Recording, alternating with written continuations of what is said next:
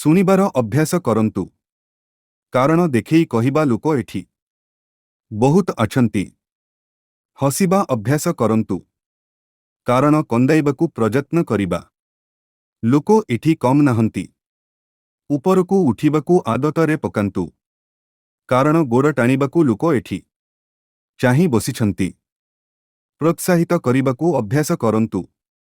କାହିଁକି ନା ହତୋତ୍ସାହିତ କରିବାକୁ ଲୋକଙ୍କ ଏଠି ଅଭାବ ନାହିଁ। ଜୀବନର ସବୁଠୁ କଠିନ ସମସ୍ୟା ହେଉଛି ନିଜକୁ ଚିହ୍ନି ପାରିବା। ସେତିକି କରନ୍ତୁ ଆଉ ଆଗେଇ ଚାଲନ୍ତୁ। ଏ ଦୁନିଆର ଶେଷ କେମିତି ହେଉଛି ଦେଖନ୍ତୁ ବନ୍ଧୁ। ରାଜନୀତିରେ କାନୁନ ଖତମ, ସ୍କୁଲରେ ପାଠପଢ଼ା ଖତମ, ଡାକ୍ତରଖାନାରେ ଅକ୍ସିଜେନ ଖତମ, କରୋନା ପାଇଁ ଶୋଧ ଖତମ, ମଶାଣିରେ ସ୍ଥାନ ଖତମ, ଗରିବଙ୍କ ପାଖରେ ଖାଦ୍ୟ ଖତନ୍ତ୍ର, ସବୁଠାରୁ ବଡ଼ ପରିବାରରେ ସମ୍ପର୍କ ଖତମ।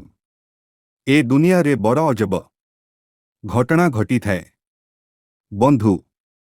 କିଛି ଲୋକକୁ ପ୍ରେମ ନ ମିଳିଲେ କାନ୍ଦିଥାନ୍ତି।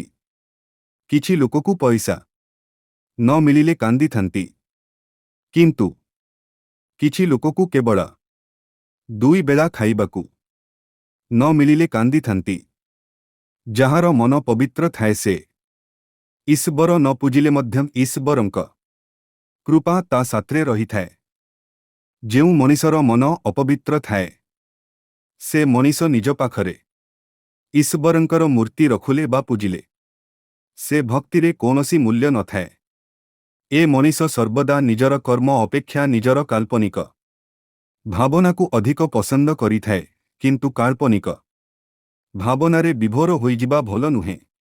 କାହିଁକି ବା ଇତିହାସ ସାକ୍ଷୀ ଅଛି ଭାବପ୍ରବଣତା ହିଁ ସଦାସର୍ବଦା ବିଷଦକୁ ଡାକି ଜାଣିଥାଏ। ତିନୋଟି ସମୟର ମଣିଷର ଅସଲ ମୁଖା ଦେଖିପାରିବେ। ଯେତେବେଳେ ଆପଣ ବିପଦଗ୍ରସ୍ତ ହେବେ, ଯେତେବେଳେ ଆପଣ ଅଭାବଗ୍ରସ୍ତ ହେବେ, ଯେତେବେଳେ ଆପଣ ରୋଗଗ୍ରସ୍ତ ହେବେ। ଯଦି ତୁମେ ଠିକ୍ ଅଛ ତେବେ ତୁମ ଜୀବନରେ କିଏ ତୁମଠାରୁ ଦୂରେଇ ଗଲା ସେଇଟା ଏତେ ଗୁରୁତ୍ୱପୂର୍ଣ୍ଣ ନୁହେଁ। ହେଲେ ଏତେ ଦିନର ସମ୍ପର୍କରେ ସେ ତୁମକୁ ଜୀବନରେ କ'ଣ ଶିଖେଇକି ଗଲା ସେଇଟା ଗୁରୁତ୍ୱପୂର୍ଣ୍ଣ।